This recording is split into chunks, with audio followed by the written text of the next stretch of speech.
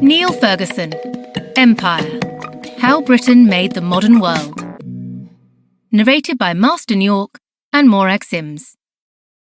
In the 21st century, we're still grappling with the impact colonialism had on the world. There's no doubt that horrific atrocities occurred at the hands of British colonists, but according to historian Niall Ferguson, the creation of the British Empire also came with some beneficial advances. Intercontinental communications, as well as the spread of democracy and life-saving medications, are just a few of the good things. The British Empire and the international trade and wealth it generated has left behind a legacy that is neither entirely bad nor entirely good. And before it collapsed, it may have saved the world from a fascist takeover. This is the story of how it came to be and why it had to go away.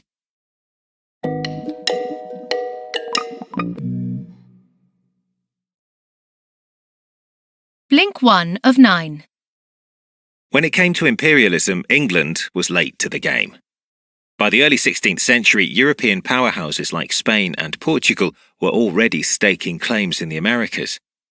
At this time, England had no empire to speak of. For a while, England played the role of disruptor. It was highly aware of the gains and riches that Spain was acquiring through overseas conquest, but the early strategy was less about colonizing areas for itself and more about stealing Spain's booty. The key message here is, the seeds of the British Empire were planted by buccaneers. In the 16th century, there's no doubt that England was concerned about Spain. There was, of course, the success Spain had in plundering the Americas for its untold riches in silver and gold, but there was also the fact that Spain was spreading Catholicism around the world. England would prefer things Protestant. To fight back against the Spanish and disrupt its growing world influence, England turned to pirates. Officially, it was called privateering, or utilising private naval warfare. The simple fact was that English vessels travelling to the New World in search of riches were coming up empty. To make the effort worthwhile, they had to steal from the Spanish. As the English crown was struggling to get any real foothold in the Americas, England's Queen Elizabeth decided to make piracy official policy. The goal of England's ships was now to clash with and steal from Spanish colonies and ships. With this policy, rogue raiders like Henry Morgan and Christopher Newport became official agents of the Crown. It was a lucrative policy. Improvements in artillery, navigation and manoeuvrability meant that by the 17th century, English vessels were finally catching up to Spain's. This helped Christopher Newport make a fortune by raiding a Spanish colony in Tabasco, Mexico, in 1599. He lost an arm, but he got away with his riches. Henry Morgan's raids did more than bring riches. They also laid the ground for what would become some of the first colonies in the empire. Morgan pulled off a series of masterfully executed raids on the Spanish Empire. In 1668 alone, he hit colonies in modern-day Cuba, Panama, and Venezuela. Morgan didn't have a lot of resources at his disposal, but he was effective, and he came away with his own riches. But unlike other pirates, Morgan turned out to be a keen investor. He used his plunder to buy land in Jamaica. When that land proved ideal for growing sugarcane, England began utilising its resources to fortify and turn Jamaica into an official colony, with none other than Morgan as its official governor. Blink 2 of 9. Turns out that the English had quite a sweet tooth. They loved sugar. They couldn't get enough of the stuff. And thanks to Jamaican sugarcane, the price became low enough for aristocrats and commoners alike to enjoy. Indeed, by the 18th century, people in England were going mad for imported goods like sugar, as well as coffee, tea, tobacco, cotton, ginger, chocolate, and rice. In just 10 years, from around 1740 to 1750, the amounts of tea used for home consumption leapt from under £800,000 to over £2.5 million. It was clear there was big money to be made in fulfilling the demand for imported goods, and doing so would have a far-reaching impact on the world. The key message here is, the British Empire grew through the demands of commerce and consumerism. The company that would fulfill consumer demand was the East India Company. But, to complicate matters, there were at first two East India Companies: the Dutch East India Company and the English one. Both were founded just 2 years apart from each other at the start of the 17th century. Competition between the two was so fierce that it prompted 3 wars between England and the Dutch Republic between 1652 and 1674. Despite being a smaller power in many ways, the Dutch largely bested England in both war and commerce. How? Well, in large part, it was thanks to their advanced economy. The Dutch were essentially practicing an early version of modern finance. Unlike the English, Dutch financial institutions were set up to support their national currency and their navy, while also managing the national debt. Following these defeats, a coup took place in England in 1688. The English monarch, King James II, was ousted by a group of powerful aristocrats who opened the doors of England to the Dutch. William of Orange, the Dutch stadtholder, or national leader, was installed as King of England. He brought with him a financial revolution that included the merger of the two East India Companies. In 1694, the Bank of England was created, modelled after the Bank of Amsterdam. Government bonds were issued, money was raised, credit and debt were managed.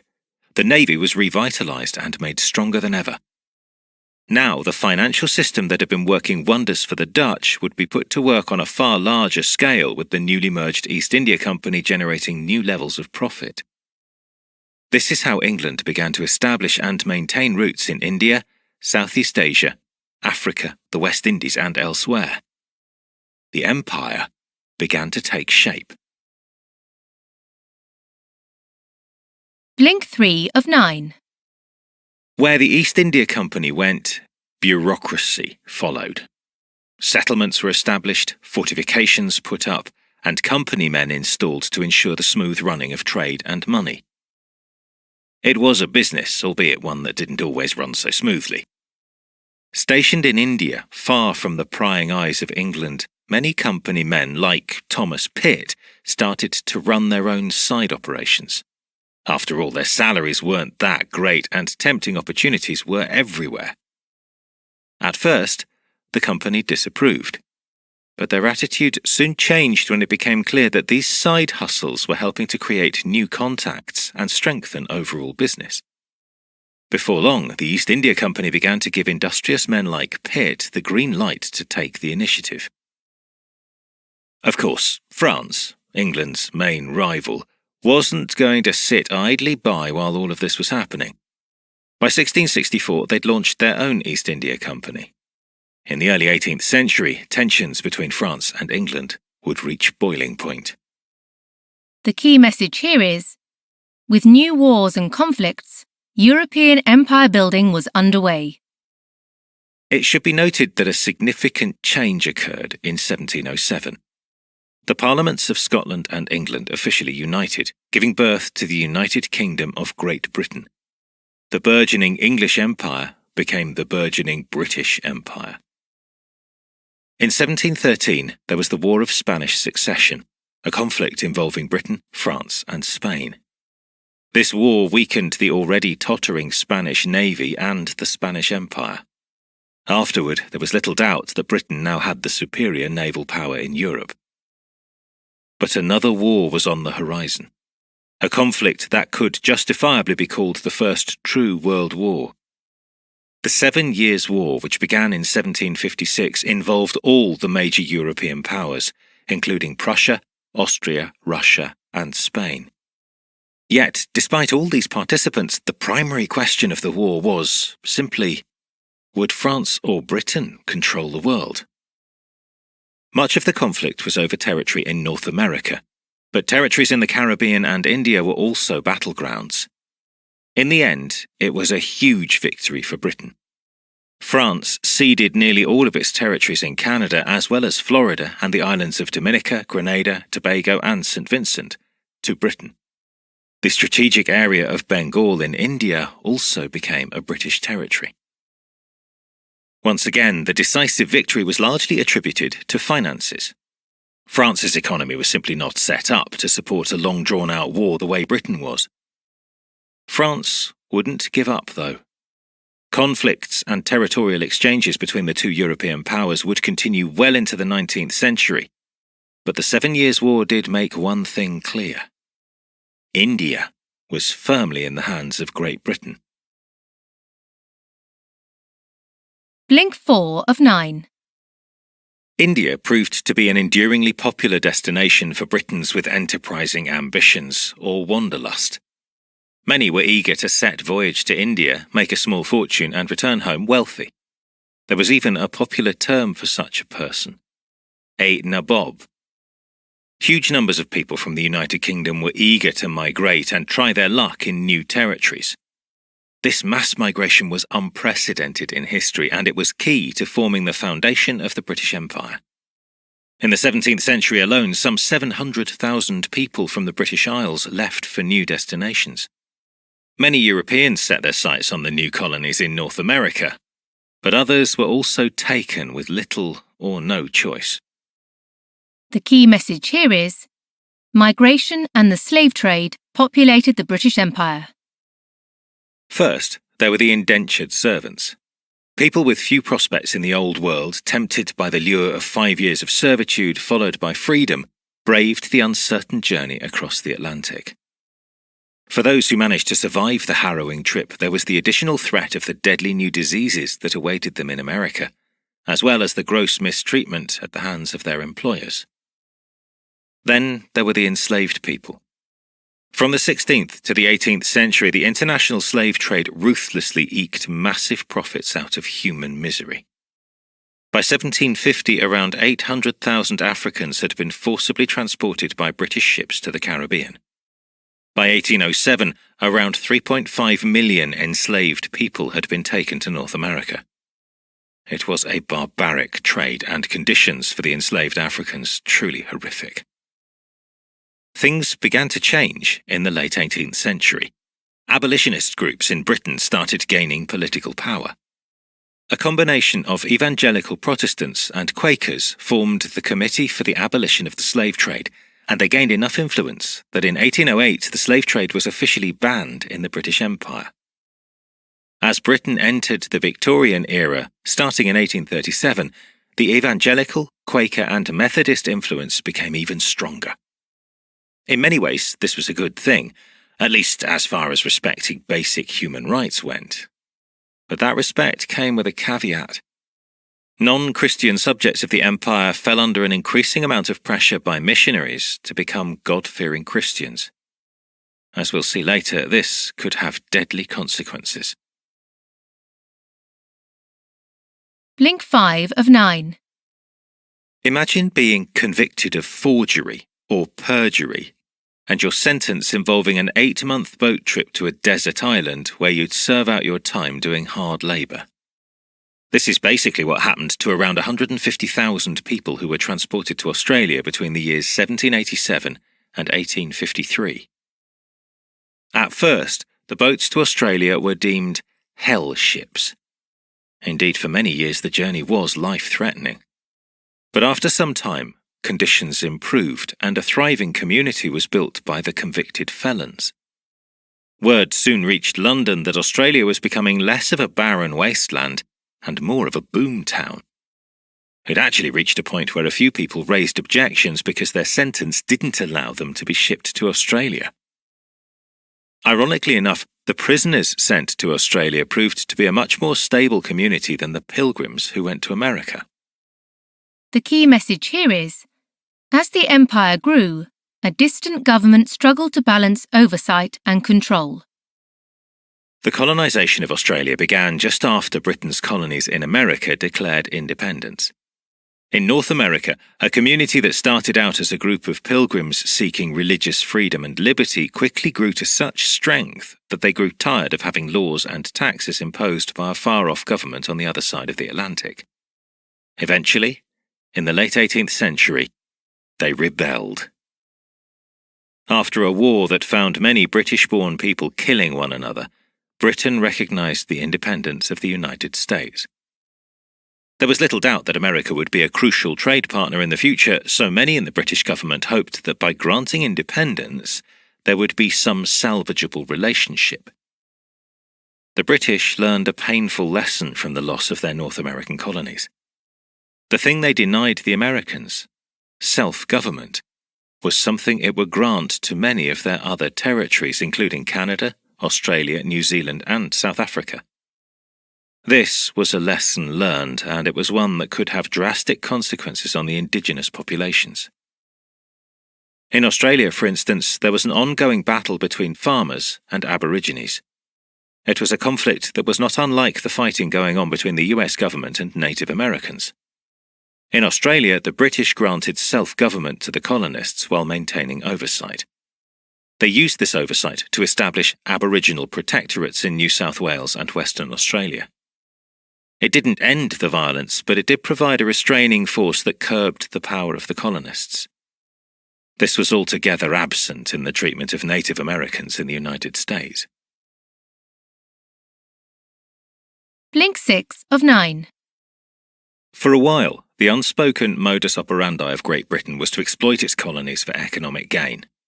Since the early days of the East India Company, England had been draining money out of India and into the pockets of wealthy white men.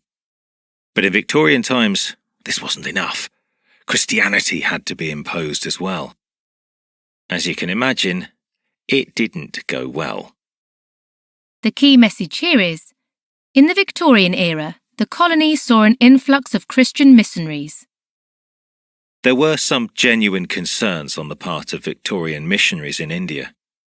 There was the custom of female infanticide, which was known to occur when the family was unable to afford the costs associated with marrying off their daughter. Another was the tradition of sati, which involved a Hindu widow being placed atop her husband's funeral pyre and burned alive. Reports of these practices that reached Britain often overstated their number. For example, infanticide was largely limited to the northwestern provinces. Nevertheless, stories of such practices only strengthened the resolve of Christian-minded organisations in Britain. And this led to change in India. The campaign against infanticide persuaded the Maharaja of Marwar to officially ban the practice. Similarly, in 1829, a new Governor-General, William Bentinck, officially banned the practice of sati. Few Indians spoke out against the ban. Indeed, some applauded the measure. But some wondered if this was only the start of a new trend of religious impositions. One British official, Lieutenant Colonel William Playfair, even wrote a letter to Bentinck's office warning that such measures could quickly lead to rebellion. He wasn't wrong. The final straw wasn't a ban or a new law, however. It was the issue of new bullets to the Indian army. Indian infantrymen were known as sepoys, and they could be Muslim, Hindu, or Sikhs. For them, their calling as warriors was directly linked to their faith. So it was no small offence when the army issued new turbans that included brocades made of animal hide, and new bullet cartridges that were lubricated with animal fat. Using the cartridges required the soldier to bite off the ends. As this was against their faith, the sepoys refused. When they were jailed for insubordination, it was the spark that set off a violent uprising across India. Blink 7 of 9. The Sepoy Mutiny would also be known as the Indian Rebellion of 1857. Thousands of Europeans were killed, including women and children. But the retaliation against the Indian population was far greater. No one can be sure of the total casualties, but the words of British Lieutenant Kendall Coghill paint a gruesome picture. He wrote, "We burned every village and hanged all the villagers, until every tree was covered with scoundrels hanging from every branch. The rebellion resulted in the Government of India Act 1858. The East India Company finally became part of the British government. This meant that India, for the first time, officially became ruled by the British government. It was a significant change. Yet, while the government began playing an active role in India, in other areas private enterprise still took the lead when it came to empire building. The key message here is, in Africa, the empire expanded through more commercial desires. By the mid-19th century, Africa was home to one of the quintessential Victorian missionaries, Dr. David Livingstone. In some ways, he represented the best of British intentions. Despite the fact that most Africans laughed off his attempts at introducing Christianity, he recognized that many were wiser than their white neighbors.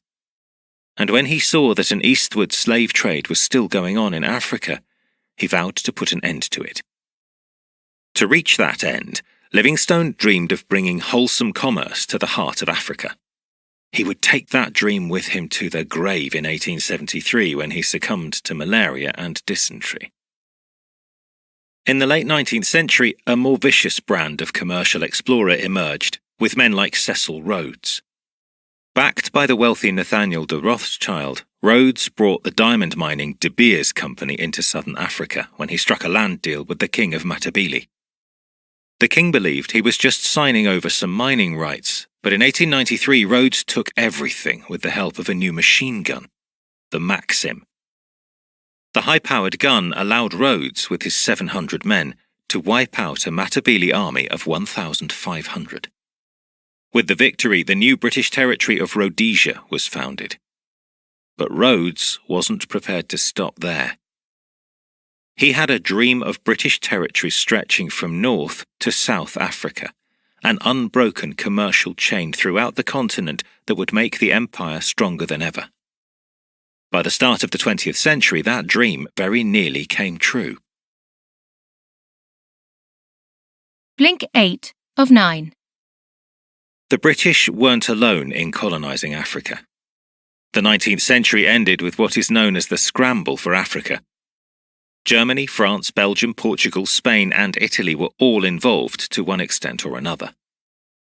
Britain's claims in the continent stretched from Egypt in the north to South Africa, and only German East Africa prevented British rule forming a complete chain. This brief period represents the high watermark of the British Empire, with its total territories accounting for nearly 1/4 of the world. But at the same time, in some ways, this was to be its tipping point as well. The key message here is, following a tragedy in Africa and a costly war, the empire began to prove untenable. To secure diamond and gold mines in southern Africa, Britain entered into what are known as the Boer Wars between 1880 and 1902. The Boer republics were independent states in southeast Africa. The Boers themselves were descended from Dutch settlers, and they put up a fierce resistance against the British forces. In a long, drawn-out battle, around 30,000 Boer homes were burned to the ground, and women and children were transferred to poorly maintained concentration camps, where nearly 30,000 died. Another 14,000 black prisoners died in internment as well. In both cases, the majority of the deaths were children. News of this avoidable tragedy was met with grief and indignation back in Britain. The Liberals in Parliament seized upon this moment as an opportunity to take control of the government.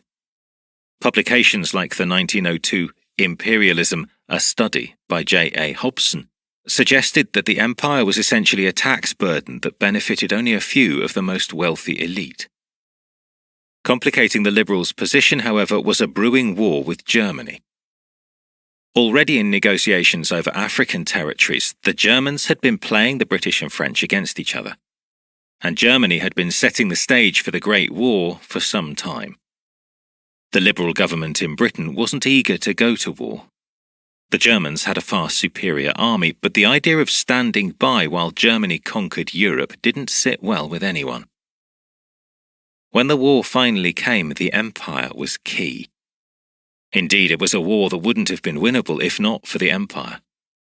1/3 of the troops fighting on behalf of Britain were from the colonies. Indians, Australians and New Zealanders were especially brave and devoted fighters for the British cause. Link 9 of 9. While Great Britain gained more territories at the end of World War I, the financial drain caused by the war would prove to be the beginning of the end for the British Empire. For example, Britain was granted Iraq after the war, but in 1921 alone this would cost £21 million, more than the UK spent on healthcare that year. The Empire was hurting Britain. Britain needed to invest in rebuilding its defences and modernising its military. It didn't, and in World War II it nearly cost Britain everything. The key message here is, following the cost of two major wars, the Empire collapsed. At the start of World War II, Britain was still relying on horses in the battlefield. It had none of the modern tanks and artillery that Germany had. Many felt that the war couldn't be won given the weakened position Britain was in. Fortunately, Winston Churchill knew that Hitler's offers for a treaty were in bad faith, and Britain still had one thing going for it: the soldiers of the Empire. They once again played a crucial role in winning the war. Altogether, around 5 million troops were raised.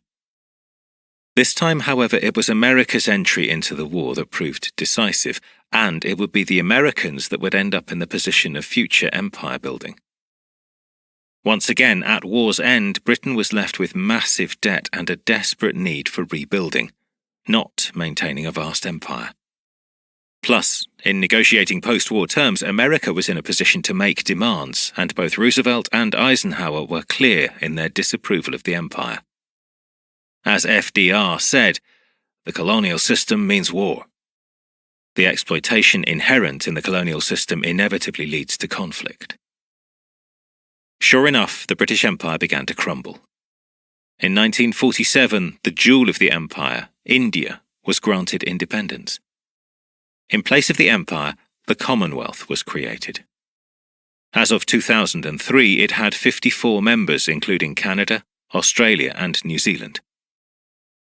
In the aftermath of World War II, the US emerged as the dominant world power. And as a globalised economy strengthened, new questions about empire building emerged. Britain's history revealed both the good and bad that can occur.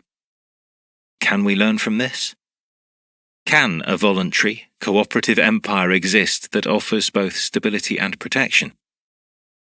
Perhaps as a testament to the bad reputation colonialism and imperialism has gained, no nation seems willing to answer these questions. You've just listened to our blinks to Empire by Niall Ferguson. The key message in these blinks is that the British Empire began at a time when empires from Spain and Portugal were already well underway. It started with the help of pirates like Henry Morgan, who helped establish the territory of Jamaica. Spurred on by a demand for imported goods, the East India Company established more bases around the world that were gradually incorporated into the empire. Competition with France led to the 7 Years' War, which helped solidify key territories like India. And while Britain lost America, it made important gains with Canada, Australia, and New Zealand. By the start of the 20th century, more gains were made in Africa, though atrocities there led to vocal dissent against the empire in Parliament. Following 2 world wars, the empire would prove too costly to maintain.